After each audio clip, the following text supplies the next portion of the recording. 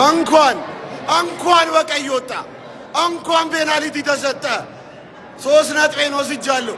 ሶስተኛ ያለው ቲም ነኝ። ታከብረኛለህ። ገባህ? እንኳን በቀይ ወጣ።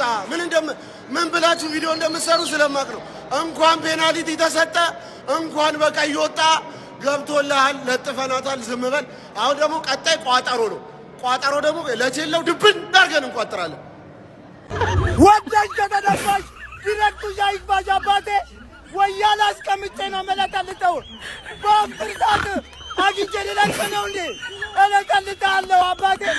ማሸነፍ እየተቻለ ማን ይሸነፋል? ወያላ ለራሱ ቋጥርን ያልሰማም። ይሄ ነው ማንቼ፣ ይሄ ነው ለኔ ማንቼ።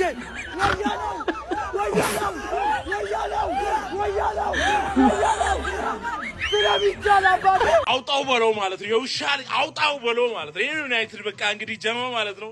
እኔ ቀድሜ ተናግሬ የለ ቀድሜ ምን ብያለሁ? ዩናይትድ ፎሬቨር ጀማው እግዚአብሔር ለምድረ ወያላ ለምድረ እዛሃንገኛ ላኩላቸው እንቋጥራለን እስከ ጥግ ማለት ነው።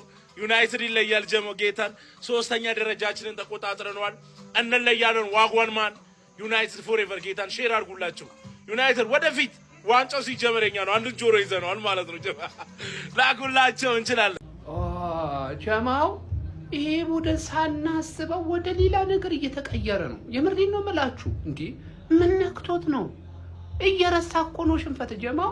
ይሄ እኮ በጣም አሳሳቢ የሆነ ነገር እኮ ነው። ለምንድን ነው ዝም የሚባለው እንዴ? የሆነ አካል ለምን የሆነ ነገር አያደርግም? ተገቢ ነው ወይ የሄደበት ያለው አካሄድ? እንዴ ላየው እኮ የዋንጫው ቡድን የሚመስለው እኮ እሱ እኮ ነውና አረ በርግዶላታል። እቺ ቡድን ምንድነው የሚሻለው ጀማው?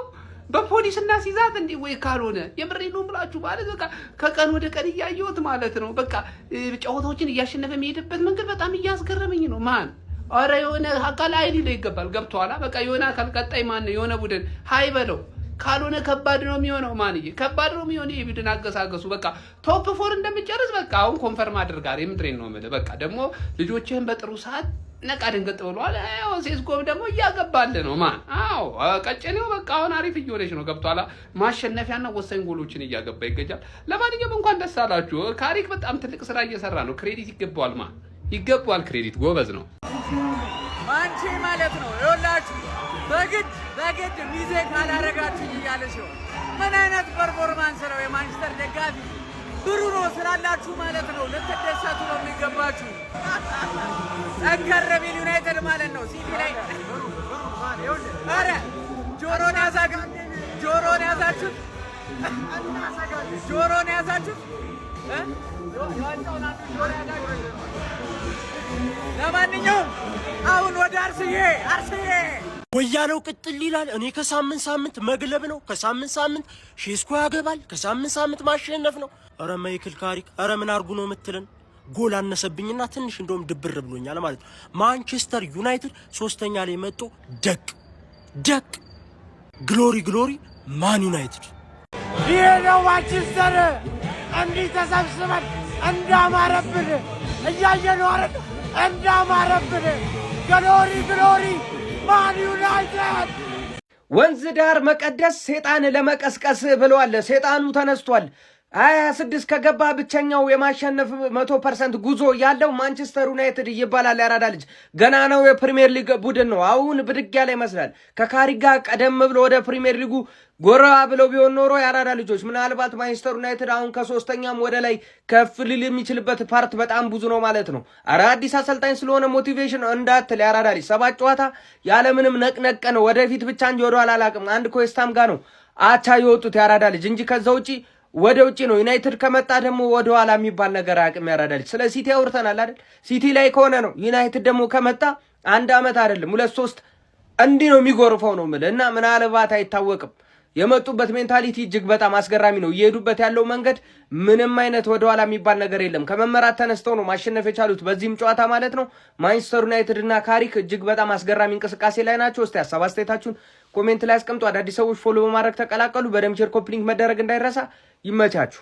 ማንቸስተር ዩናይትድ በፕሪሚየር ሊጉ 3ኛ ደረጃን ክሪስታል ፓላስን ከመመራት ተነስቶ 2-1 በማሸነፍ መቆጣጠር ችሏል። በፕሪሚየር ሊጉ 8ኛ ሳምንት መርሃ ግብር የማይክል ካሪኩ ማንቸስተር ዩናይትድ የኦሊቨር ግላስነሩን ክሪስታል ፓላስ በኦልድ ትራፎርድ በማስተናገድ ከመመራት ተነስቶ 2-1 ማሸነፍ ችሏል።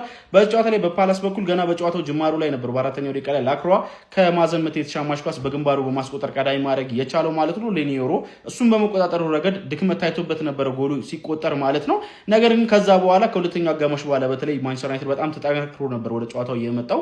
ውጤቱን ለመቀልበስ የሚያደርጉለት ጥረት ተሳክቶላቸው እንግዲህ 2 ጎሎችን አከታትለው ማስቆጠር ችሎ ነበር። ለዚህ መንስኤውም እንግዲህ ላክሮአ ነበር በድጋሚ ማለት ነው 56ኛው ደቂቃ ላይ በቀይ ካርድ ኩኛ ላይ በሰራው ጥፋት ምክንያት ከሜዳ ተሰናብቶ ነበረ ማለት ነው። ፔናልቲ ማሰጥቶ ነበር ኩኛ ላይ በሰራው ጥፋት ምክንያት ማለት ነው። ታዲያ ያንንም ፔናልቲ ብሩኖ ፈርናንዴዝ 57ኛው ደቂቃ ላይ በማስቆጠር ዩናይትድን አቻ ማድረግ ቻለ። በድጋሚ ቤንጃሚን ሼሽኮም 65ኛው ደቂቃ ላይ ከብሩኖ ፈርናንዴዝ የተሻገረለትን ክሮስ በግሩም ሁኔታ በማስቆጠር ዩናይትድ 2-1 ጨዋታውን ማሸነፍ ችሏል ማለት ነው። ብሩኖ ፈርናንዴዝ የሚገርም ጊዜን ከማንቸስተር ዩናይትድ ጋር እያሳለፈ ነው የሚገኘው። የ10 ቁጥር ፖዚሽን መልሶ ሲያገኝ በቃ ሌላ ተጽዕኖ ፈጣሪ የሆነ ተጫዋች ሆኖ ነው ድጋሚ እየተመለከት ነው የምንገኘው ማለት ነው። የዛሬው ማን ኦፍ ዘ ማች ለኔ እሱ ነበረ። 1 ጎልና 1 አሲስት በስሙ ማስመዝገብ ችሎ ነበር። ፔናልቲውም ሲሰጥ ኩኛ ነው እንጂ ያሰጠው ለኩኛ የሰጠው ፓስ ራሱ በጣም አስደናቂ ነበረ። ብቻ ጨዋታው ላይ አስደናቂ ተጫዋች ነበረ። ማይክል ካሪክም ከማንቸስተር ዩናይትድ ጋር አስደናቂ ግስጋሴውን ቀጥሎበታል። በ7 ጨዋታዎች 6ቱን በማሸነፍ 1 አቻ ብቻ ነው ያለው። እስካሁን ምንም አይነት ሽንፈት አልገጠመውም ማለት ነው። ለማንኛውም እናንተ ስለ ማይክል ካሪኩ ማንቸስተር ዩናይትድ ምን ትላላችሁ? ሀሳባችሁን ኮሜንት ሴክሽን ላይ ያካፍኝ። የፕላስ ምልክቱ መጫን እንዳትረሱ። ፓላስ በቀይ ባይወጣበት ኖሮ ዛሬ ዩናይትድ ይሸነፍ ነበር። ኧረ እባክህ ይሄ የእንግሊዝ ፕሪሚየር ሊግ ነው። ኤቨርተን ዩናይትድ ሜዳ ላይ መጥቶ በቀይ ወጥቶበት አላሸነፈውም ነበር። ያን ዩናይትድ አናውቀውም። አሁን ዩናይትድ ተለውጧል። ዳኛው ተሳሳተ፣ ምን ሆነ? ቀይ ካርድ ወጣበት፣ እድሉን አገኘ፣ ተጠቀመበት፣ 2-1 አሸነፈ። 3ኛ ካሪክ ከ7 ጨዋታ 6ቱን አሸንፎ 1 ጨዋታ አቻ። ይህን ነገር አርቴታ አላረገውም፣ ጋርዲዮላ አላደረገውም። ተከታታይ በጣም ከባድ ጌሞች ማለት ነው። እኔ ብሩኖ ፈርናንዴዝ የሚባል ተጫዋች ቃላት የለኝም። ሁሉም ክለብ የኔ በሆነ ብለው የሚመኙት ተጫዋች። ቤንጃሚን ሴስኮ ደግሞ ተነስቶበታል። በቃ ቢስሚላ ዩናይትድ ፋሚሊ ኮንግራ ብያለው። የኛው ዩናይትድ ፓላስን ካምባክ አድርጎ አሸንፏል። ቪዲዮን ኮፒ ሊንክ ሪፖስት ላይክ በማድረግ ጀምሩት። ዛሬ ፋሚሊ በፓላስና በቴምር ነው ያፈጠር ነው። ምግብ እስካሁን አልበላውም፣ ግን ይሄ ከምግብ አይተናነስም። ሰዎች ቀስ ብዬ በሳፋ በለዋለሁ። ሴስኮ የጭንቀት ደራሽ ገጨት፣ ብሩኖ አሲስት ጎል እና 3ኛ ላይ ተቀመጠ። አሁን ቶ የጠላት ወገን ይመጡና ታያላችሁ። ቀይ እኮ ያሰጠው ነበር፣ እድለኛ ነው ሻሽ እኮ ብላ ሂደዋል። እኛ ግን 3ኛ ላይ ተቀምጠናል። ዛሬ ካምባክ፣ ባለፈውም ፓላስ ላይ ካምባክ አድርገናል። ከረጅም ጊዜ በኋላ ነው አሁን ራሱ በኦልድ ትራፎርድ እነሱን ያሸንፍ ነው። እና ፋሚሊ ካሪክ እንዴት ነው? ህይወታችን አልቀይረው ሁሉ ሸጋ። አሁን ከዚህ ሂጄ ይሄን ቪዲዮ እንደጨረስኩኝ ምግቤን በሳፋ በመዘፍዘፊያ አድርጌ ነው የምበላው፣ በመዘፍዘፊያ እና ድሏን አጣጥመናታል። እንኳን ደስ ያላችሁ። ያው የጾመኛ ዱዓ ሙስተጃብ ነው። ዱዓ አረግንበት፣ ተሳካለን። እንዴ እኔ አልጠበቅኩም ነበር እኮ በተለይ እስከ ረፍት የነበረው ጨዋታ እውነት እናሸንፋለን ብዬ አልጠበቅኩም። እውነት ወላሂ በጣም ነው ደስ ያለኝ። እንኳን ደስ ያላችሁ። ስለ ጨዋታው የተሰማችሁን ኮመንት ላይ አስቀምጡ። ስለ ጨዋታው ከአርሰናል ጨዋታ በኋላ ነገሮች ካሉ ቪዲዮ እንሰራለን። አሁን ግን ወደ ምግቤ ነው የሚሄደው። እስቲ ለማንኛውም የተሰማችሁን ኮመንት ላይ አስቀምጡ። ቪዲዮ ከተመቻችሁ ኮፒ ሊንክ ሪፖስት ላይ ማድረግ እንዳይረሳ። ግሎሪ ማን ዩናይትድ